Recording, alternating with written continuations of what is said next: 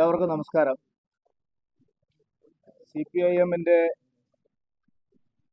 Mangalapuram area secretary ആയിരുന്ന ശ്രീ മധു Mullassery, DYFI നേതാവായിട്ടുള്ള അദ്ദേഹത്തിന്റെ മകൻ ശ്രീ മിഥുൻ മുല്ലശ്ശേരി, അദ്ദേഹത്തിന്റെ ഏതാനും സഹപ്രവർത്തകർ ഇന്ന് ഭാരതീയ ജനതാ പാർട്ടിയിൽ ഔപചാരികമായിട്ടുള്ള അംഗത്വം എടുക്കുകയാണ്. കേരളത്തിന്റെ നിലവിലുള്ള രാഷ്ട്രീയ സാഹചര്യത്തിൽ പ്രാദേശികമായി സംസ്ഥാന വ്യാപകമായി വലിയ തോതിലുള്ള ഒഴുക്കാണ് CPIM-ൽ നിന്ന് BJP-യിലേക്ക് ഉണ്ടായിക്കൊണ്ടിരിക്കുന്നത്. കേരളത്തിന്റെ സമഗ്രമായ വികസനത്തിനും പുരോഗതിക്കും നരേന്ദ്രമോദിജിയുടെ വികസന രാഷ്ട്രീയം അനിവാര്യമാണ് എന്ന് തിരിച്ചറിഞ്ഞുകൊണ്ട് വളരെ വലിയൊരു ഒഴുക്ക് ഭാരതീയ ജനതാ പാർട്ടിയിലേക്ക്, ദേശീയ ജനാധിപത്യ സഖ്യത്തിലേക്ക് കേരളത്തിൽ ഉണ്ടായിക്കൊണ്ടിരിക്കുക. ശ്രീമാൻ മധു മുല്ലശ്ശേരിയുടെ പാർട്ടി പ്രവേശം ഒരൊറ്റപ്പെട്ട സംഭവമല്ല. ഏതാനും ദിവസങ്ങൾക്ക് മുമ്പ് ആലപ്പുഴയിൽ നിന്നും ജില്ലാ പഞ്ചായത്ത് മുൻ ഉപാധ്യക്ഷനും മെമ്പറുമായിട്ടുള്ള ശ്രീ ബിപിൻ സി ബാബു അദ്ദേഹത്തിന്റെ സഹപ്രവർത്തകരോടൊപ്പം ഭാരതീയ ജനതാ പാർട്ടിയിൽ അംഗത്വം എടുക്കുകയുണ്ടായി. കൊല്ലം, ആലപ്പുഴ, പത്തനംതിട്ട, എറണാകുളം ജില്ലകളിൽ നിന്ന് നിരവധി CPIM പാർട്ടി മെമ്പർമാർ ഇതിനോടകം തന്നെ ഞങ്ങളുമായിട്ടുള്ള ആശയവിനിമയം നടത്തി കഴിഞ്ഞിരിക്കുന്നു. വരും ദിവസങ്ങളിൽ ലോക്കൽ കമ്മിറ്റി, ഏരിയ കമ്മിറ്റി അടക്കം പ്രമുഖമായിട്ടുള്ള ചുമതലകൾ വഹിച്ചിരുന്ന പല ആളുകളും കമ്മ്യൂണിസ്റ്റ് ബന്ധം ഉപേക്ഷിച്ച് ദേശീയ പ്രസ്ഥാനങ്ങളുമായിട്ട് സഹകരിക്കാൻ തീരുമാനിച്ച് വരും ദിവസങ്ങളിൽ അവർ മുന്നോട്ട് വരുന്നതായിരിക്കും. CPIM-ന്റെ രാഷ്ട്രീയ പ്രസക്തി കേരളത്തിൽ അപ്രസക്തമാവുകയാണ്. CPIM എന്ന് പറയുന്ന പാർട്ടി കേരളത്തിൽ അസ്തമിക്കാൻ പോവുകയാണ്. പിണറായിയിലെ പാറപ്പുറത്താണ് കേരളത്തിലെ കമ്മ്യൂണിസ്റ്റ് പാർട്ടികൾക്ക് ബീജാവാപം നൽകിയത്. പിണറായി വിജയന്റെ കാലത്തോടുകൂടി തന്നെ CPIM-ന്റെ ഉദകക്രിയയും കേരളത്തിൽ നടക്കുമെന്നുള്ള കാര്യത്തിൽ യാതൊരു സംശയവുമില്ല. ആശയപരമായി ആ പാർട്ടി തകർന്നിരിക്കുന്നു. നയങ്ങളും നിലപാടുകളും ഇല്ലാത്ത ഒരു പാർട്ടിയായി കമ്മ്യൂണിസ്റ്റ് പാർട്ടികൾ മാറിക്കഴിഞ്ഞിരിക്കുന്നു. അവരുടെ പ്രഖ്യാപിത നിലപാടുകളായിട്ടുള്ള വർഗസമരം, വിപ്ലവം, തൊഴിലാളി വർഗ സർവാധിപത്യം ഇതെല്ലാം കാലഹരണപ്പെട്ട് കഴിഞ്ഞിരിക്കുന്നു. ലോകത്തെല്ലായിടത്തും കമ്മ്യൂണിസ്റ്റ് പാർട്ടികൾക്ക് സംഭവിച്ച അപജയം, ബംഗാളിലും ത്രിപുരയിലും കമ്മ്യൂണിസ്റ്റ് പാർട്ടികൾക്ക് സംഭവിച്ച തകർച്ച വൈകാതെ കേരളത്തിലും ഉണ്ടാവുമെന്നുള്ള കാര്യത്തിൽ ആർക്കും തന്നെ സംശയമില്ല. അതുകൊണ്ട് പാർട്ടി വിട്ടു വരുന്നവരാരും തന്നെ കോൺഗ്രസിനെ സമീപിക്കാൻ തയ്യാറാവുന്നില്ല. കോൺഗ്രസിന് കമ്മ്യൂണിസ്റ്റ് പാർട്ടിക്ക് ഒരു ബദൽ ആശയം മുന്നോട്ട് വെക്കാൻ കഴിയില്ല എന്നുള്ള തിരിച്ചറിവാണ് പാർട്ടി സഖാക്കൾക്ക് ഉണ്ടായിക്കൊണ്ടിരിക്കുന്നത്. അവർ ഒരു ഓപ്ഷനായിട്ട്, ഒരു ബദലായിട്ട് ഭാരതീയ ജനതാ പാർട്ടിയെ മാത്രമാണ് കാണുന്നത്. വരും ദിവസങ്ങളിൽ ഈ പ്രക്രിയ ശക്തമായിട്ട് മുമ്പോട്ട് പോകും. എനിക്ക് അറിഞ്ഞുകൂടാ ശ്രീ മധു മുല്ലശ്ശേരിക്കും മകനുമൊക്കെ എതിരായിട്ട് നാളെ എന്ത് കേസുകളാണ് വരാൻ പോകുന്നത്.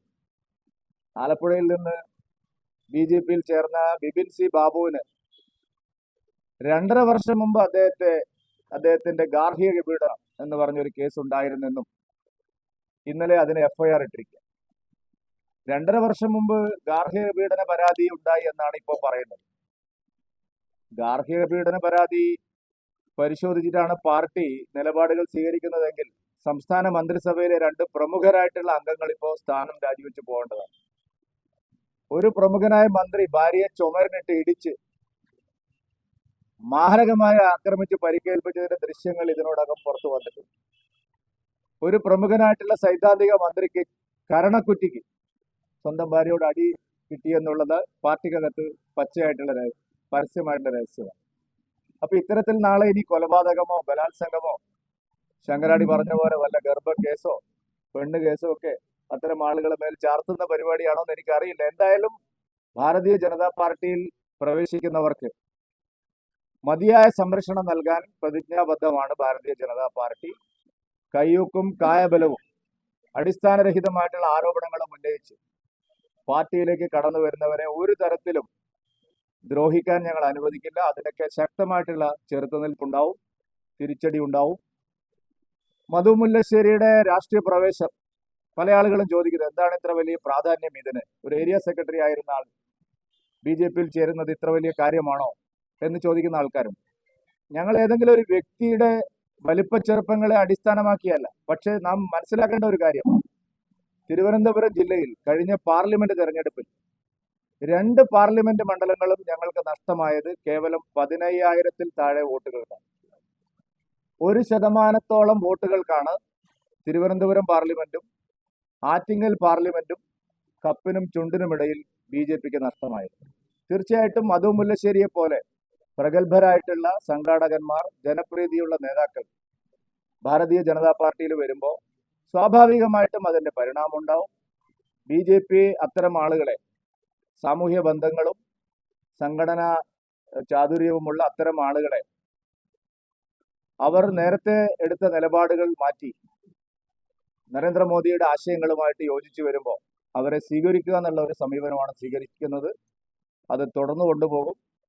കേരളത്തിൽ വലിയൊരു രാഷ്ട്രീയ മാറ്റത്തിന് കഴിഞ്ഞ ലോക്സഭാ തെരഞ്ഞെടുപ്പോടുകൂടി കളമൊരുങ്ങി കഴിഞ്ഞിരിക്കുന്നു. വരാനിരിക്കുന്ന തദ്ദേശ തെരഞ്ഞെടുപ്പിലും അടുത്തു വരാനിരിക്കുന്ന നിയമസഭാ തെരഞ്ഞെടുപ്പിലും തീർച്ചയായിട്ടും കേരളത്തിലെ ഏറ്റവും ശക്തമായിട്ടുള്ള മുന്നേറ്റം നടക്കുന്ന പാർട്ടിയായി, മുന്നണിയായി BJP-യും NDA-യും മാറുമെന്നുള്ള കാര്യത്തിൽ ഞങ്ങൾക്ക് തർക്കമില്ല. പിണറായി വിജയൻ സർക്കാർ എല്ലാ രംഗങ്ങളിലും പരാജയപ്പെട്ടിരിക്കുന്നു. അഴിമതിയും സ്വജനപക്ഷപാതവും കള്ളക്കടത്തും സ്വർണ്ണക്കടത്തും മണൽകടത്തും മാഫിയ സംഘങ്ങളെ പ്രോത്സാഹിപ്പിക്കലും എല്ലാം ഇന്ന് ഈ ഭരണത്തിന്റെ ഭാഗമായിട്ട് സംസ്ഥാനത്ത് നടന്നുകൊണ്ടിരിക്കുകയാണ്.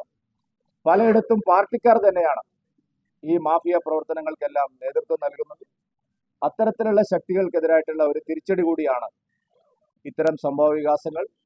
ഏതായാലും ഇപ്പോൾ ശിശുക്ഷേമ സമിതി പോലും നമ്മൾ കണ്ടതാണ്, കൊച്ചുകുട്ടികളുടെ സ്വകാര്യ ഭാഗങ്ങളിൽ ഇത്രയും സാഡിസ്റ്റ് മനോഭാവത്തോടു കൂടി ഇത്രയും മ്ലേച്ഛമായ രീതിയിൽ കേരളത്തിൽ സംഭവിക്കുന്നു. ഇത് നമ്പർ 1 കേരളമാണെന്ന് പറയുകയും ഒരാഴ്ചക്കാലം അത് മൂടി വയ്ക്കപ്പെടുകയും ചെയ്തു. ഇന്ന് ശിശുക്ഷേമ സമിതിയിലെ ജീവനക്കാർ തന്നെ പറയുന്നത് ഇത്തരം എണ്ണമറ്റ സംഭവങ്ങൾ ശിശുക്ഷേമ സമിതിയിൽ ഉണ്ടായിരിക്കുന്നു. ഇതൊരു സംഭവമല്ല, എല്ലായിടത്തും ഇത് തന്നെയാണ് സംഭവം. നമുക്ക് ക്ഷേമ പെൻഷൻ, പാവപ്പെട്ടവർക്ക് കൊടുക്കേണ്ട ക്ഷേമ പെൻഷൻ വലിയ വലിയ ഉദ്യോഗസ്ഥന്മാർ, ഗസറ്റഡ് ഉദ്യോഗസ്ഥന്മാരും അതിന് മുകളിലുള്ള ഉദ്യോഗസ്ഥന്മാരും ജീവനക്കാരും തട്ടിയെടുക്കുന്ന സംഭവങ്ങൾ ഇന്ത്യയിൽ ഒരു സംസ്ഥാനത്ത് നമുക്ക് കാണാൻ കഴിയാത്തതാണ്. പട്ടികജാതിക്കാർക്കുള്ള ക്ഷേമ ഫണ്ടുകൾ മറ്റുള്ളവർ അടിച്ചെടുക്കുന്നത് കേരളത്തിൽ പതിവായിരിക്കും. തദ്ദേശ ഭരണ സ്ഥാപനങ്ങൾ ഉപയോഗിച്ചും വലിയ തോതിൽ അഴിമതിയാണ് നടക്കുന്നത്. നവീൻ ബാബുവിന്റെ മരണത്തിന് കാരണക്കാരിയായ ദിവ്യയെക്കുറിച്ചുള്ള ആരോപണവും ഇതുതന്നെയായിരുന്നു. വലിയ അഴിമതി അവര് ജില്ലാ പഞ്ചായത്ത് പ്രസിഡന്റ് എന്നുള്ള സ്ഥാനം ഉപയോഗിച്ചുകൊണ്ട് നടത്തി. അതിന്റെ ഒരു പ്രതിഫലനമാണ് പിന്നീടുണ്ടായ സംഭവ വികാസങ്ങളെല്ലാം. ഇത് സർവ്വവ്യാപിയാണ്. കേരളത്തിൽ CPM-നകത്ത് ഭരണകക്ഷിയുടെ അധികാരം ഉപയോഗിച്ചുകൊണ്ട്, സർക്കാർ സംവിധാനങ്ങൾ ഉപയോഗിച്ചുകൊണ്ടാണ് ഇത് നടത്തുന്നത്. ഇതിനെതിരായിട്ടുള്ള വലിയ സമരങ്ങൾ ഞങ്ങൾ നടത്തുക. മറ്റൊരു പ്രധാനപ്പെട്ട കാരണം CPIM പൂർണ്ണമായിട്ടും വർഗീയവൽക്കരിക്കപ്പെട്ടിരിക്കുന്നു. ഇപ്പൊ ആലപ്പുഴയിലും കണ്ണൂരിലുമൊക്കെ ഉയർന്നു വരുന്ന പ്രധാനപ്പെട്ട ചോദ്യം തന്നെ CPIM ഒരു PFI നിരോധനത്തിന് ശേഷം PFI അനുകൂലികളെ റിക്രൂട്ട് ചെയ്യുന്ന ഒരു പാർട്ടിയായി മാറിയിരിക്കുന്നു. നാം ആലപ്പുഴയിലും അമ്പലപ്പുഴയിലും കായംകുളത്തും എല്ലാം കണ്ടത് പുതുതായി പാർട്ടിയിലേക്ക് ചേരുന്നവരെല്ലാവരും അത്തരത്തിലുള്ള ഭീകരവാദ സംഘടനകളുമായിട്ട് ബന്ധമുള്ളവരാണ്. അതിനെതിരായിട്ടുള്ള വലിയൊരു ചെറുത്തുനിൽപ്പാണ് അവിടെ ഉണ്ടായിക്കൊണ്ടിരിക്കുന്നത്. G. സുധാകരനെ പോലുള്ള ആളുകൾ പരസ്യമായി പറയുന്നില്ലെങ്കിലും CPIM-നകത്ത് നടന്നുകൊണ്ടിരിക്കുന്ന ഈ ഒരു മാറ്റത്തെ സംബന്ധിച്ച് വളരെ വ്യക്തമായിട്ട് അവർക്കൊക്കെ ബോധ്യമുണ്ട്. ഉന്നതരായിട്ടുള്ള പല നേതാക്കളെയും മൂലക്കിരുത്തി പിണറായി വിജയനും കുടുംബവും അധികാരം മുഴുവൻ കയ്യിൽ ഒതുക്കുന്നു എന്നുള്ള ആക്ഷേപം ആ പാർട്ടിക്കാലത്ത് വളരെ ശക്തമാണ്. ഇതിനെല്ലാം എതിരായിട്ടുള്ള വലിയ പ്രചാരവേല BJP നടത്തും. അതുകൊണ്ട് അത്തരം സന്ദർഭങ്ങളിൽ ഇതുപോലുള്ള നേതാക്കളുടെ പാർട്ടി പ്രവേശം എന്തുകൊണ്ടും BJP-ക്ക് അനുകൂലമാണ്, ഗുണകരമാണ്, പ്രയോജനം ചെയ്യുമെന്നുള്ള വിലയിരുത്തലാണ് ഞങ്ങൾക്ക്. അപ്പൊ ഈ മുഹൂർത്തം ഞാൻ വളരെ സന്തോഷത്തോടെയാണ് സ്വീകരിക്കുന്നത്. ബി.ജെ.പിയിൽ ചേർന്നത് ആശയപരമായി മനസ്സിലാക്കിക്കൊണ്ട് തന്നെയാണ്. വളരെ ആലോചിച്ച് എടുത്തൊരു തീരുമാനമാണ്. നിങ്ങളോട് എനിക്ക് പറയാനുണ്ടായിരുന്ന ഏതാണ്ട് 42 വർഷക്കാലം ഞാൻ ഒരു പാർട്ടിയിൽ പ്രവർത്തിച്ച ആളാണ്. ആ രീതിയിൽ നിങ്ങളെല്ലാവരും എന്നെ കാണാതെ ഇന്നു തൊട്ട് ബി.ജെ.പിയിലെ ആശയങ്ങൾ ഉൾക്കൊണ്ട് നിൽക്കുന്ന ഒരാളായി കാണണമെന്നാണ് എനിക്ക് ആദ്യമേ പറയാനുള്ളത്. ആ പാർട്ടിയിൽ നിൽക്കുമ്പോൾ രാഷ്ട്രീയമാണ്. ആ രാഷ്ട്രീയത്തിൽ നിന്നുകൊണ്ട് ചെയ്യേണ്ടതായ കാര്യങ്ങളും പറയേണ്ടതായ കാര്യങ്ങളും ചെയ്തിട്ടുണ്ട്. അത് 1-ാം തീയതി 9 മണിയോടുകൂടി അവസാനിക്കുകയാണ്. ഉണ്ടാവാനുള്ള സാഹചര്യങ്ങളെല്ലാം ഞാൻ നിങ്ങളോട് 2-3 ദിവസം പറഞ്ഞതാണ്. ഇപ്പൊ ഞാൻ ബി.ജെ.പിയുടെ ആശയങ്ങൾ ഉൾക്കൊള്ളുന്നു, മോദിജിയുടെ ആശയങ്ങൾ ഉൾക്കൊള്ളുന്നു. അതുമായി ബന്ധപ്പെട്ട് പൂർണ്ണ തൃപ്തിയോടെയാണ് ഞാൻ ബി.ജെ.പിയിൽ ചേർന്നിട്ടുള്ളത്.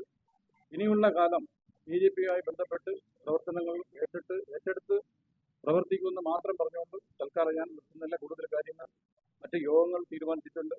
ഒരുപാട് കാര്യങ്ങൾ പറയാനുണ്ട്. അതെല്ലാം ആ സമയം പറയുന്നതിനാണ്. അല്ലെങ്കിൽ വേറൊരു ഘട്ടത്തിൽ ഇന്ന് ബി.ജെ.പിയിൽ CPM-ൽ നിന്ന് ഇറങ്ങി വന്ന് ഇന്ന് തൊട്ട് അങ്ങനെ ഒരു പറച്ചിൽ പറയുന്നത് ശരിയല്ല. നിങ്ങളെല്ലാം എന്നെക്കുറിച്ച് വീണ്ടും റിപ്പോർട്ടുകൾ ചെയ്തുകൊണ്ടിരിക്കുന്നുണ്ട്. ഇപ്പൊ നേരത്തെ പറഞ്ഞതുപോലെ ഇതുവരെ ഇല്ലായിരുന്ന ആരോപണമാണ്, സാമ്പത്തിക ആരോപണമാണ് എന്നെക്കുറിച്ച് പറയുന്നത്. 1-ാം തീയതി 12 മണി വരെ എന്നെക്കുറിച്ച് അങ്ങനെ ഒരു ആരോപണം ഇല്ലായിരുന്നു. പക്ഷെ ഇപ്പോൾ എന്നാൽ പാർട്ടിക്ക് 1-ാം തീയതി എന്നെ പാർട്ടി നേതൃത്വം ബന്ധപ്പെട്ടു, ഇറങ്ങി വന്നതിന് ശേഷം ബന്ധപ്പെട്ടു. നമ്മളെ പാർട്ടിയുടെ സംഘടനാ രീതി അനുസരിച്ച് ഒരു സമ്മേളനത്തിൽ ഇറങ്ങി വന്നാൽ ആ ദിവസം സാധാരണ പാർട്ടിയിൽ നിന്ന് പുറത്താക്കും. പക്ഷെ അവർക്ക് 3 ദിവസം വേണ്ടി വന്നു എന്നെ പുറത്താക്കുന്നതിന് വേണ്ടി. എന്തിനാ എന്നെ ബന്ധപ്പെട്ട് ഞാൻ കൊള്ളൂല, ഞാൻ അഴിമതിക്കാരനാണ് എന്നെല്ലാം കണ്ടെങ്കിൽ ഇപ്പൊ എനിക്കൊന്നും ജില്ലാ സെക്രട്ടറി എന്നല്ല പറയുന്നത് കേട്ടാ, എനിക്കെതിരെ നിരവധി കത്തുകൾ ഇരിക്കുന്നു എന്നാണ് പറയുന്നത്. അവരെന്തിനാ പിന്നെ ഞാൻ ഇറങ്ങി വന്നതിനായിട്ട് എന്നെ ബന്ധപ്പെട്ടത്? ഒരു കാരണവശാലും പോകരുത്. ഇതൊക്കെ സ്വാഭാവികം സംഭവിക്കുന്ന കാര്യമാണ്. അപ്പൊ ഇതെല്ലാം ഒരു രാഷ്ട്രീയ ലാഭത്തിന് വേണ്ടി പറയുന്നത് ശരിയല്ല. ആ പരിപാടിയെല്ലാം നിർത്തിക്കൊള്ളണമെന്നാണ് എനിക്ക് പറയാനുള്ളത്. കൂടുതൽ കാര്യങ്ങൾ എനിക്ക് പറയാനുണ്ട്. സഹകരണ മേഖലയിലെ കാര്യങ്ങൾ എനിക്ക് പറയാനുണ്ട്. മംഗലപുരം ഏരിയയിലെ സഹകരണ മേഖലകളെ കുറിച്ച് പറയാനുണ്ട്. ഞാൻ എടുത്ത നിലപാട് എന്താണെന്ന് പറയേണ്ടതായിട്ടുണ്ട്. അതെല്ലാം പിറകെ പറയുന്നതാണ് എന്നാണ് എനിക്ക് പറയാനുള്ളത്. ഒരുപാട് കാര്യങ്ങൾ നിങ്ങൾക്ക് പറയാനുണ്ട്. ജില്ലാ സെക്രട്ടറിയുടെ കാര്യങ്ങളെ കുറിച്ച് എനിക്ക് പറയാനുണ്ട്. സാമ്പത്തിക സ്രോതസ്സുകളെ കുറിച്ച് എനിക്ക് പറയാനുണ്ട്. എല്ലാം പിന്നെ പറയുന്നുണ്ട്. തൽക്കാലം ഞാൻ നിർത്തുന്നു.